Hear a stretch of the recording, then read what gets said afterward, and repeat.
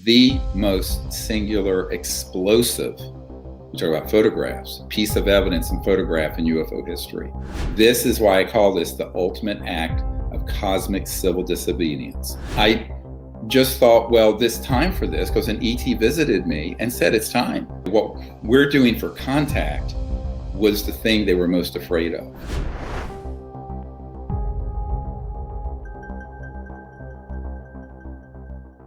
Why in the world will the aliens, after all these years, want to attack the planet Earth? You know, I wonder what people are thinking. There's an with everything. I mean, why would they do that? Why? I mean, for what benefit? What would they take our groceries? I mean, why would they want to do that? Why do people ask first what the agenda is for every single thing that happens? Mm-hmm. Because if they would ask who benefits, yes, why they're doing it, if it has to do, unfortunately, this planet is built on a war economy. I mean, studying Adamski, and he spoke about the 1950s and 60s.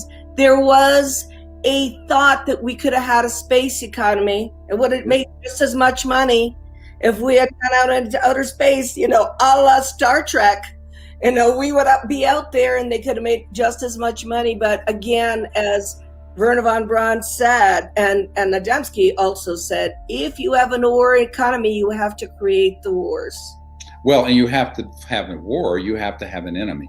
And, you know, what they learned was that it's a little bit like the Third Reich had to put out all kinds of blood libel and caricatures of gay people and Jewish people and other people that they wanted to have the population hate, because the leaders of the Third Reich, and certainly this, you know, ridiculous Hitler character, couldn't have done that by himself. So the public had to buy in.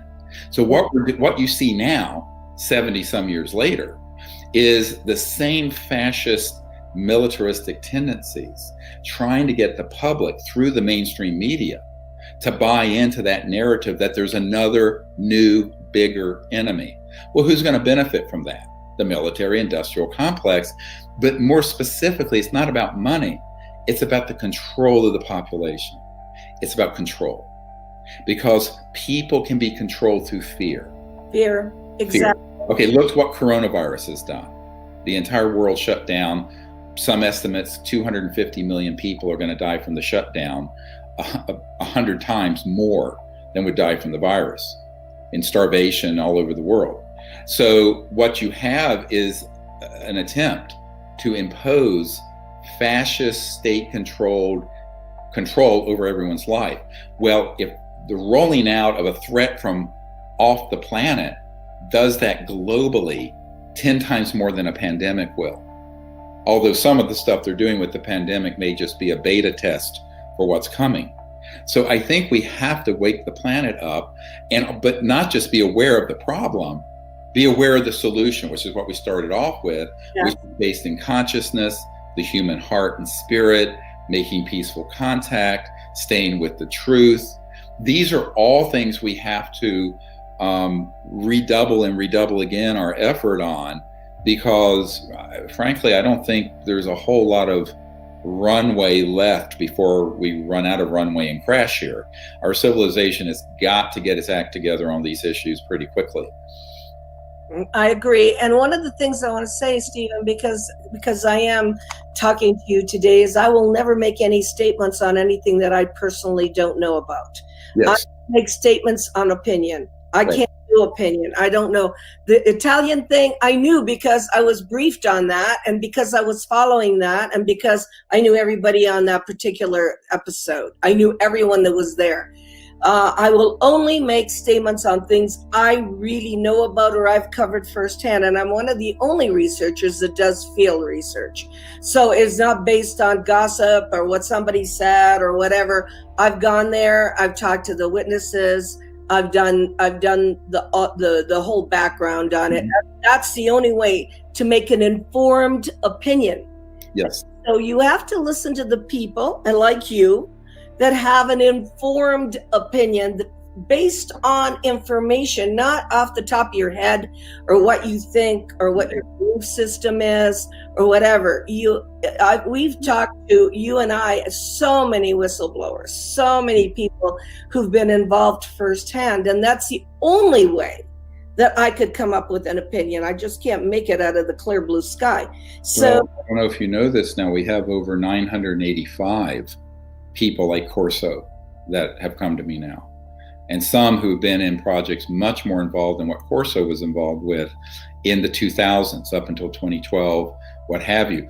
And so there's another whole kind of Roswell case going on from 2002 off the Marianas Trench off of Guam, where we apparently downed and retrieved a ET vehicle, and the man who had the top secret clearance, who was on the retrieval vessel, is coming forward with all that information.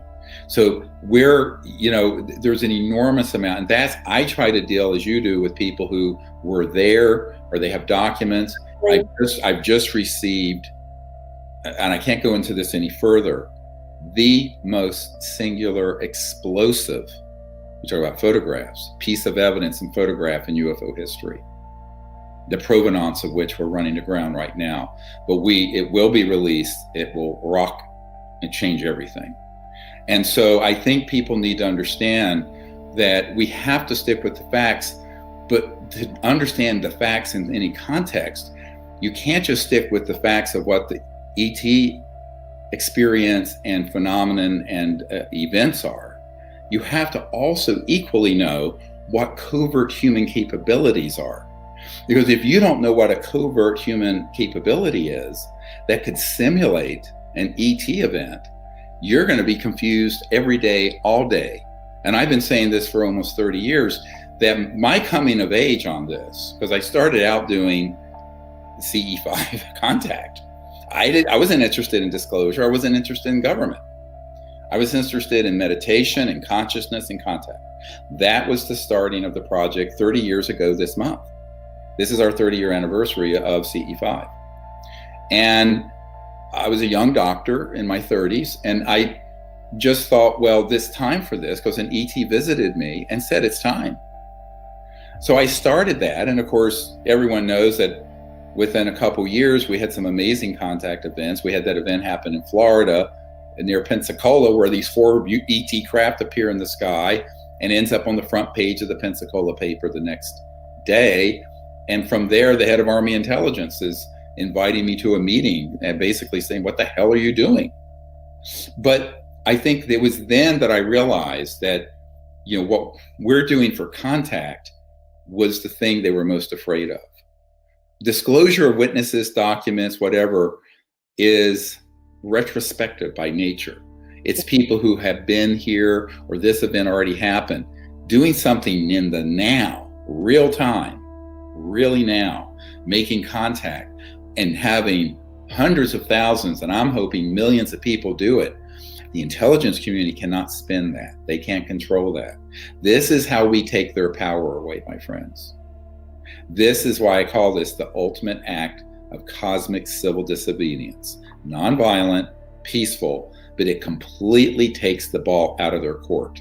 And I tell people, you're not going to do it by mucking around trying to find out what happened 5, 10, 20, 70, 80 years ago, although it gives context. The real change that's going to happen, and this is why I'm emphasizing this during this part of our conversation, is people going out making contact. Everybody, I don't care if you're a truck driver or an agricultural worker or a rock star or the chief of staff for the president. Everyone can do this and should do it. And so then you find out for yourself, because seeing is believing. Then you find out that these civilizations are not only very peaceful and non-harmful, but actually quite enlightened and very much versed in consciousness and deep spirituality and the nature of the cosmos as a quantum conscious, beautiful universe. So that's really, to me, where everything we need to continue with disclosure. I'm still working that. And I have some people right now who are very close to leaders in Washington that have reached out. probably the most powerful people in Washington, for me to get this correct perspective to the right people in Washington from the top down. And I can't say more about that, but it's an active, like this week, next week program. However, the real action isn't that. To me, that's a public service to whether it's a member of Congress or the president or someone in the Pentagon who is being given wrong information. But the real action is we, the people, taking responsibility for the planet, going out, making contact, and creating that morphogenic field, this living field of consciousness with that 1% effect, where it shifts all of society. That's why I love that 1% phenomenon that we feature in the film Close Encounters of the Fifth Kind, where 1% of people meditating in a town and crime rates go down and violence go down, ER visits, I'm an emergency doctor, go down. Yeah. And with this coherence in the field of consciousness that grows by only having 1% of the population doing that. So like in America, that's about 3 million people. Well, we should be able to find 3 million people who can wake up to this, and that would transform the world's biggest superpower. The message in Shasta that I got, and I don't want to go into detail, was the message that I got was one sentence. If you you mean? Yes. If you will lead, we will match your efforts. Yes. I've said that for years. One sentence. And it wasn't me. It wasn't me. It was humanity. If humanity will lead, we will match your efforts. It means for every one step you take, we will help you with 2 steps. Right. So what happened with me is they knew I was going to start writing. They knew I was going to start speaking. They knew I was going to be responsible. It was not about me. It's never been about me. But that was a contact experience where I was given that message. If you will lead, we will match your efforts. So you're not alone. Correct. We aren't. And that's a really message I've gotten all along since my first contact in 1973, when I had just turned 18 up in the mountains of North Carolina. And they, a lot of people, everyone from Larry King to the CI director have asked me, why don't they just land at the Super Bowl game or at the White House? And a lot of people say, why do we have to do that? I said, because we're the children of Earth. They want to be partners in this, but they don't want to do something that looks like an alien invasion. And let's face it, this is the other problem. There has been 70 years of disinformation and false defamation and caricatures of ETs that everyone has been drinking that Kool-Aid. Everyone.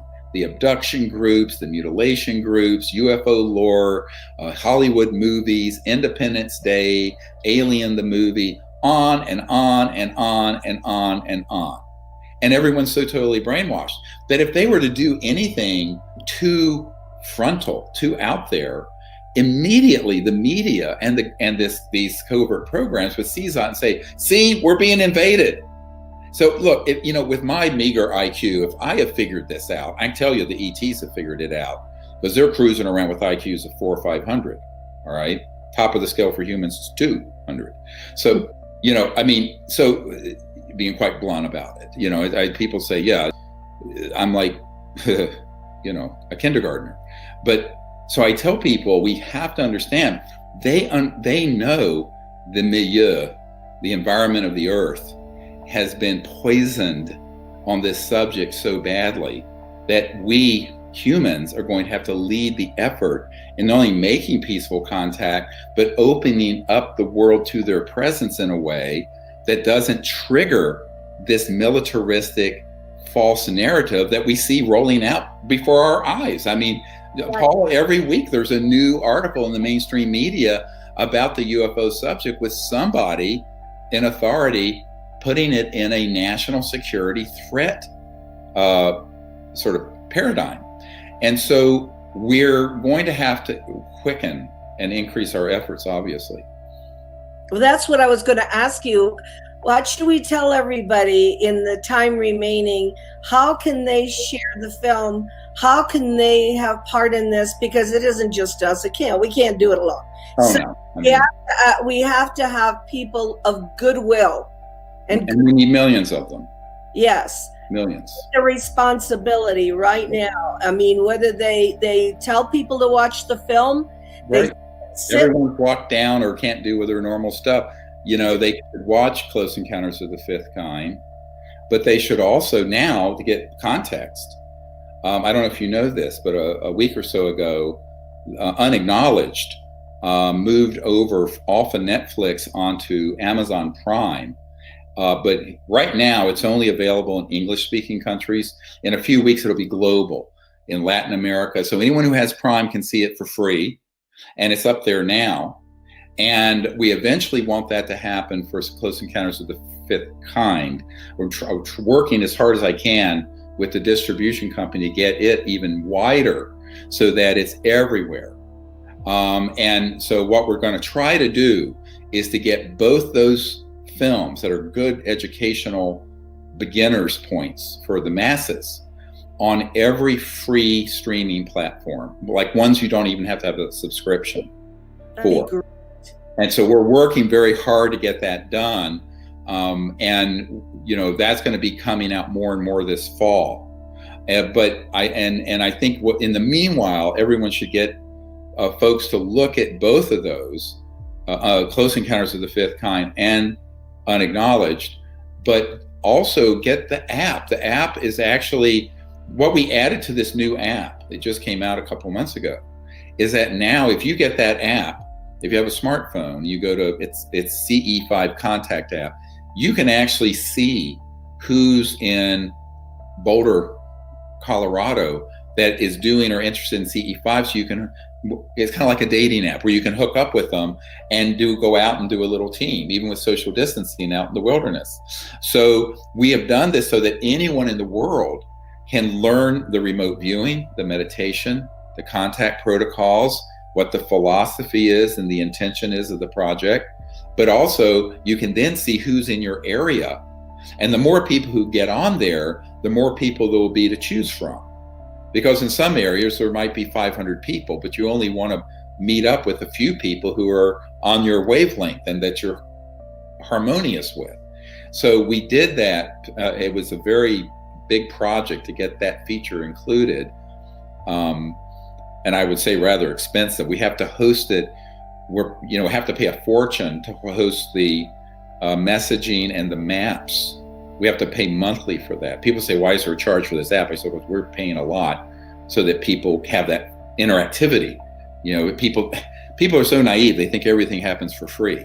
It doesn't. You do something like this where you get zillions of people using it, then you're running into 6-digit expenses, over time. So what we're trying to do though is get it out there so that people, if you're in a remote area in Africa, you'd be surprised how many people there are in Africa that have this app. You could find someone and do an expedition and do contact, so you're not by yourself. So it has that feature as well as all the educational material. It has the Sanskrit puja. It has the meditation training. It has the remote view training. It has the CE5 contact protocols, the equipment you may want to have. It has all that in the app. So that's something everyone can do, and they can do it even under quarantine or whatever. You can just do it with a few people who are in your pod, as they're calling it, or friends group, and go out and do it. So that's something everyone can do. And the other thing that everyone can do is to continue to network this to people who can be whistleblowers or who have information, because they need to contact us at our website, SeriousDisclosure.com. And the reason for that is that, this, Paula, a lot of what I have to do, I'm not allowed to talk about publicly, not because I'm under any kind of national security edict. I refuse to sign one. It's because you have to maintain confidence when you're dealing with people that are very high ranking in society. But I'm putting together material for very high ranking people actively. and certainly before the election. And so what we need to be able to do is get the best of that in, and the most current. So that's another appeal I would make to people, because if you just scratch the surface of programs and people who work in programs, there are tens of thousands of people who worked in these underground facilities over the years and dealt with this issue. And they need to know they can come forward confidentially. I have never violated a confidence, and get us whatever material, information, documents, or just their own knowledge to us, because we really need that, not only to eventually, educate the public, but to educate policymakers and decision makers who are being inundated with hoaxed material. They're being inundated with this History Channel rubbish and TTSA spin. So that's what our leaders are being inundated with, and it's really dangerous. So we need to do something that is gets the truth to those people. Well, I'm on my way to Crestone in about a week or so. I have 5 acres in Crestone. That's after I did the movie Sirius. I went and bought land up there. And yep. I'm going to do what I can do on a subconscious level, on another level, because I think we need to quiet our minds and make this a serious situation. Right. So it's like Close Encounters of the Third Kind changed my life and started me on this path. I really recommend to everybody the movie that I love the most, and that's Close Encounters of the Fifth Kind. And that's where the action is, people doing it themselves. Mm-hmm. Yeah. Well, I hope to see you soon. Me too. We're still, just so as a programming note to everyone listening, we're still, from lockdown, trying to figure out how to do a belated party premiere event. We're working on it. We've had some false starts and then found out we couldn't do it. So given the restrictions with COVID, we're trying to put that together. I know there are a number of people who were wanting and expecting to come. Certainly Paula was. But as soon as we have a venue locked in, and it's set up so it can be safe and meet all the requirements of the state, local, federal requirements, we'll announce that if we can make it happen. We're trying very hard to do so. I know Paula's lobbying to do it. I know. I want fireworks. I told you don't want to hand fireworks to me. I'll blow up the stage. But no, we got to do it big. We could do a tailgating party with fireworks. Yeah, we can do tailgating. Well, that's the other thing. If anyone lives in, the Las Vegas or Phoenix area, who knows of a drive-in that we could rent for a night, we could do. I like joking about the fact that, because I'm, as you know, Paul, I'm poor white trash. I grew up North Carolina with no money and living in a shack, a 2-room shack with no heat, no air conditioning. Anyway, so drive-ins were all the rage when I was a kid in the 60s. Oh, me too. So now it's become the rage again. Garth Brooks is doing a whole tour with the drive-in. So if anyone can help us find a place that we could, just sort of rent the whole place for a night, we could set up a stage in front of the drive-in. Everyone could be in their cars, and we'll have some huge fun thing outside. I think that's kind of what we're thinking of trying to do. That I think it'd be a great deal of fun.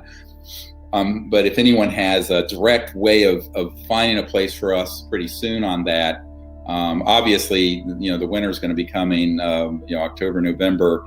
Once you get much past then, it's not practical to do an outside event. But if someone can help us find a place, or knows of a really good place, and we probably would want to have a place that would hold 250 to 500 cars in that range, because you get 3 or 4 people to a car, and it would be a fun event. So I just wanted people to know. I know a lot of people listening were planning to come to the premiere.